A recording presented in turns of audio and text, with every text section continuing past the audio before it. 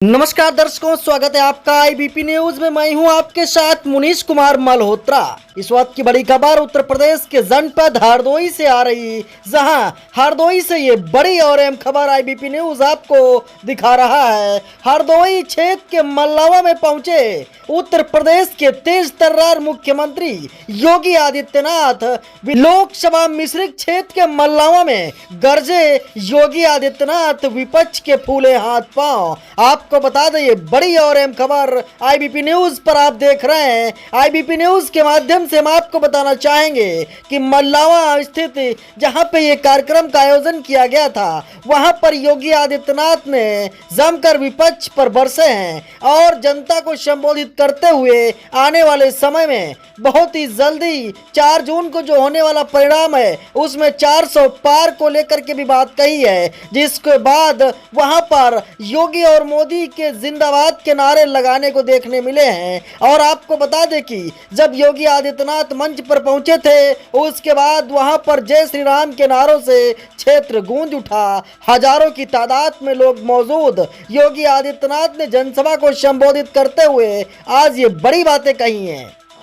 श्री अशोक रावत जी और उपस्थित इस लोकसभा क्षेत्र के सभी बहनों और भाइयों, मैं सबसे पहले यहां के पौराणिक और ऐतिहासिक स्थलों के लिए विख्यात मिश्रित लोकसभा क्षेत्र, जो भारत की पौराणिक और ऐतिहासिक परंपरा का साक्षी है,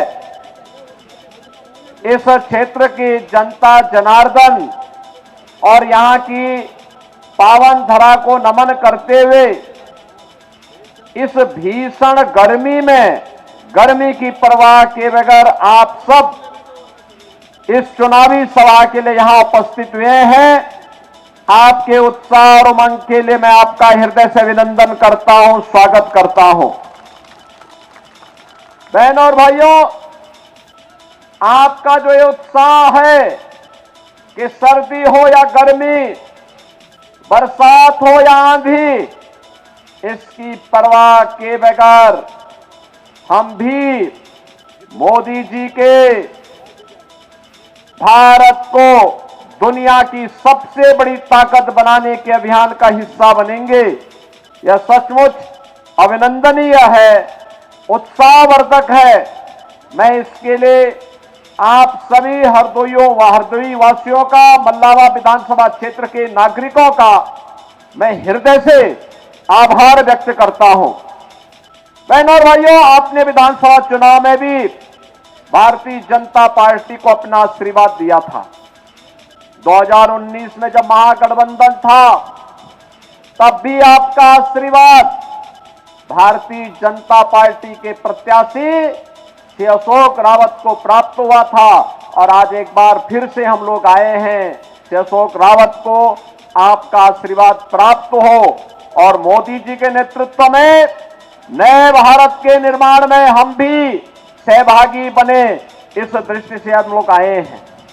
बहनों और भाइयों, 2 चरणों का चुनाव संपन्न हो चुका है और 2 चरणों के चुनाव ने अब तक ये साबित कर दिया है कि जो आवाज थी कि अब की बार 400 पार, अब की बार वह लक्ष्य प्राप्त होगा और उसमें उत्तर प्रदेश का सबसे बड़ा योगदान होगा। और उत्तर प्रदेश के योगदान में मल्लावा और मिश्रिक का भी योगदान होगा। सहमत हैं? सहमत हैं? मोदी जी फिर से प्रधानमंत्री बनने चाहिए और श्री अशोक रावत सांसद बनने चाहिए। सहमत हैं? बहनों और भाइयों, पूरे देश के अंदर आई आवाज है। लोग बोल रहे हैं कि मोदी जी को हम इसलिए चुनना चाहते हैं क्योंकि मोदी जी ने देश के अंदर व्यापक परिवर्तन करके रखा है, दुनिया के अंदर भारत का सम्मान बढ़ाया है, देश की सीमाओं को सुरक्षा दी है, आतंकवाद और नक्सलवाद पर नकेल कसा है, देश के अंदर विकास के बड़े बड़े कार्य हो रहे हैं, हाईवे, रेलवे, एक्सप्रेसवे, एयरपोर्ट, बड़े बड़े उद्योग लग रहे हैं। पीएम श्री पार्क आपके सी हरदोई और लखनऊ के बीच में बनने जा रहा है, जिसमें 1000 एकड़ क्षेत्रफल में एक नया अत्याधुनिक सुविधाओं से युक्त टेक्सटाइल पार्क बनने जा रहा है, जिसमें हजारों नौजवानों को नौकरियां मिलेंगी। One district one medical college, जिसकी सौगात पहले ही इस जनपद को प्राप्त हो चुकी है। हर घर नल की योजना हो या देश भर में IIT, IIM, AIIMS, triple IT, NIT, world class university, इसकी एक लंबी श्रृंखला फैलाने का कार्य हो। ये मोदी जी के नेतृत्व में नए भारत के नए विकास की यात्रा है, और यह भी कितनी तेजी के साथ। याद करिए, 1947 के पहले से लेकर के 1947 तक जितने हाईवे बने, मोदी जी के नेतृत्व में मात्र 10 वर्ष में उससे दुगने हाईवे बन चुके हैं। जितने एयरपोर्ट थे, उससे दुगने एयरपोर्ट बन गए हैं। एम्स पहले केवल 7 थे, उनमें से 1 कांग्रेस ने बनाया, 6 अटल जी ने बनाए, और मोदी जी ने 15 बनाए हैं। बहनों और भाइयों, विश्वविद्यालय जितने थे, उससे दुगने विश्वविद्यालय देश के अंदर पिछले 10 वर्ष में बन गए। ये विकास की नई गाथा भारत की है, और गरीब कल्याणकारी योजनाओं की बात ही क्या करनी है। बहनों और भाइयों, 2014 के पहले लोग गरीब भूखों मरते थे। आज देश के अंदर 80 करोड़ लोगों को फ्री में राशन की सुविधा का लाभ प्राप्त हो रहा है। याद करिए, थोड़ा याद करिए, समाजवादी पार्टी के समय में इसी क्षेत्र में और प्रदेश के कई क्षेत्रों में लोग भूख से मरते थे। और तो और आज जो पाकिस्तान का राग अलाप रहे हैं, उनको बोलना चाहिए कि 1947 में पाकिस्तान भारत को तोड़ करके बना था। भारत 80 करोड़ लोगों को फ्री में राशन दे रहा है, और पाकिस्तान में 23 से 24 करोड़ की आबादी को 2 जून की रोटी नहीं मिल पा रही हो, भूखों मर रहा है। यह है भारत की प्रगति। बहनों और भाइयों, 60 करोड़ लोगों को 5 लाख रुपए की स्वास्थ्य बीमा का कवर बिना भेदभाव के मिल रहा है। पहले लोग स्वास्थ्य के भाव में मरते थे, अब मेरे पास आंसू या हमारे कोई भी विधायक, कोई भी पदाधिकारी अगर पत्र लिख के भेजता है कि फलाना व्यक्ति बीमार है, आयुष्मान का कार्ड नहीं है, तो हम मोदी जी के द्वारा खोले गए जनधन अकाउंट में सीधे उस गरीब को पैसा भेज के कहते हैं कि भाई अपना उपचार कराओ, चिंता मत करो, आपकी सरकार है, आपका उपचार का खर्चा सरकार उठाएगी। बहनों और भाइयों, ये पैसा सीधे अगर गरीब के खाते में पहुंच रहा है, इसलिए क्योंकि मोदी जी ने जनधन अकाउंट खोल दिया। 50 करोड़ लोगों को जनधन अकाउंट खोले गए। 12 करोड़ किसानों को किसान सम्मान निधि का लाभ, 12 करोड़ गरीबों के घर में शौचालय। सबसे अधिक शौचालय का निर्माण हरदोई जनपद के अंदर हुआ है, सीतापुर और हरदोई जनपद में। बहनों और भाइयों, यही नहीं, 4 करोड़ गरीबों के मकान बन गए। सबसे अधिक प्रधानमंत्री आवास सीतापुर और हरदोई में ही बने हैं। और मोदी जी ने आश्वासन दिया है, जो लोग बच गए उन सभी लोगों को अगले 5 वर्ष में आवास भी मिलेगा और फ्री में रसोई गैस का सिलेंडर भी मिलेगा। बहनों और भाइयों, एक तरफ मोदी जी के नेतृत्व में नया भारत है, जिसमें सुरक्षा भी है, सम्मान भी है, जिसमें गरीब कल्याण भी है, और जिसमें आपकी आस्था का सम्मान भी है। कोई सोचता था कि अयोध्या में राम मंदिर का निर्माण होगा? कांग्रेस के लोग कहते थे कि राम हुए ही नहीं। समाजवादी पार्टी के लोग कहते थे कि अयोध्या में कोई परिंदा भी पर नहीं मार सकता। लेकिन आज जब भारतीय जनता पार्टी की डबल इंजन की सरकार आई, तो अयोध्या में राम मंदिर का निर्माण भी अब हो गया है। बहन और भाइयों, मैं मल्लावा क्षेत्र की जनता से पूछना चाहता हूं, कितने लोग अयोध्या गए हैं? इनमें से कितने लोगों ने अयोध्या में जाके दर्शन किया है? आंसू को भी और अशोक रावत से भी कहूंगा कि चुनाव के बाद यहां के लोगों को लेकर एक बार अयोध्या फिर से दर्शन करने के लिए जाएंगे। बहन और भाइयों, एक नई अयोध्या के दर्शन होंगे। अयोध्या जो पहले 5 साल पहले 10 साल पहले गया होगा, आज की अयोध्या को अब पहचान नहीं पाएगा। इतनी अच्छी अयोध्या बन गई, जैसे साक्षात रामलला अयोध्या धाम में फिर से विराजमान हो गए हों। 500 वर्षों के बाद रामलला ने अयोध्या में होली भी खेली और अपना जन्मोत्सव भी मनाया है। और रामनवमी के दिन आपने देखा होगा सूर्य तिलक से कैसे भगवान राम का अभिषेक हो रहा था।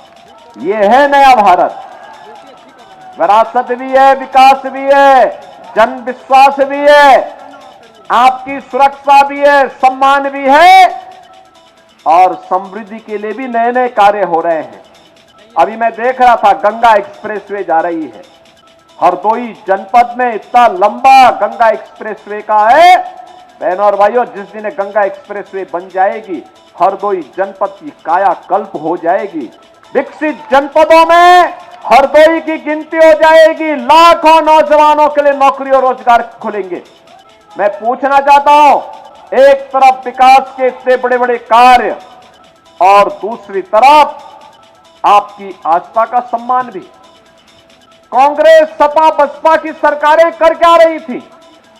इनकी जब सरकारें थी, गरीब भूखों मरता था, ठंड से ठिठुरने के लिए मजबूर होता था, बीमारी में स्वास्थ्य सुविधाओं के अभाव में दम तोड़ता था। और इनकी संवेदना तब गरीब के प्रति नहीं होती थी। याद करिए, ये समाजवादी पार्टी के लोग जब इनकी सरकारें हुआ करती थी, तब अयोध्या में आतंकी हमला करने वाले आतंकवादियों के मुकदमों को वापस लेने में रुचि लेते थे।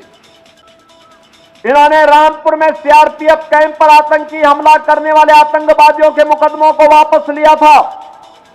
इन लोगों ने उस समय काशी में संकट मोचन मंदिर पर हमला करने वाले आतंकवादियों के मुकदमों को वापस लिया था।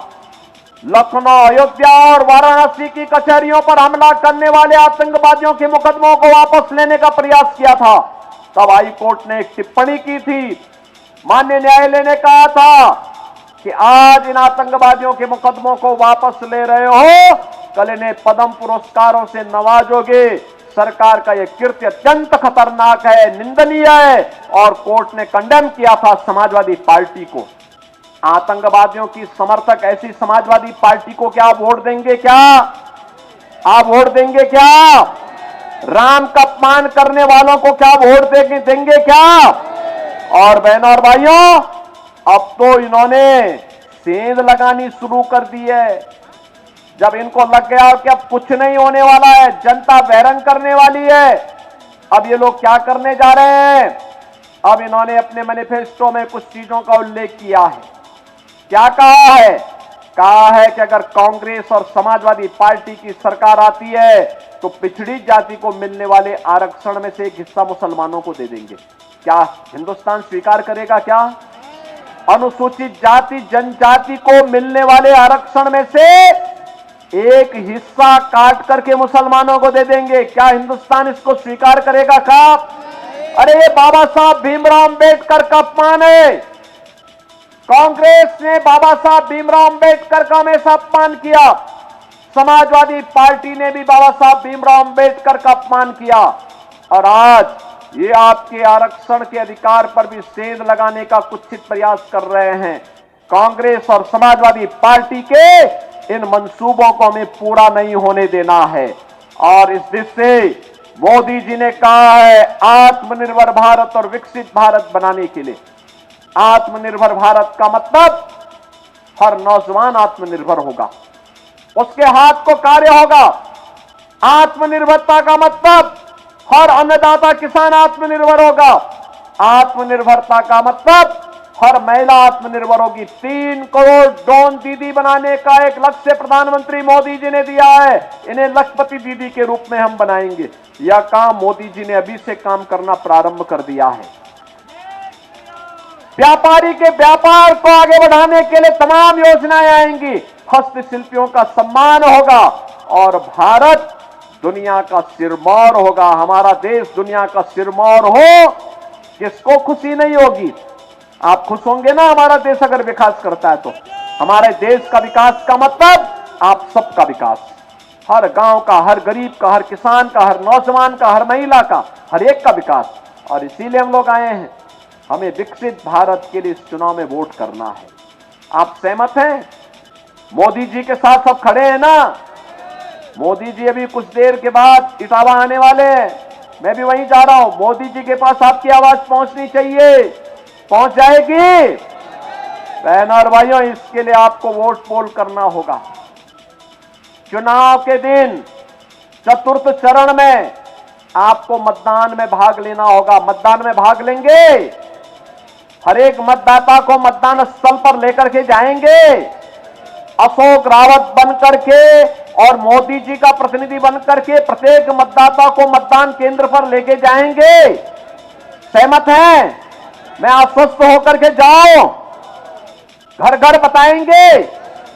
तो मेरे साथ बोलेंगे, भारत माता की, भारत माता की, भारत माता की। जिंदाबाद जिंदाबाद जिंदाबाद।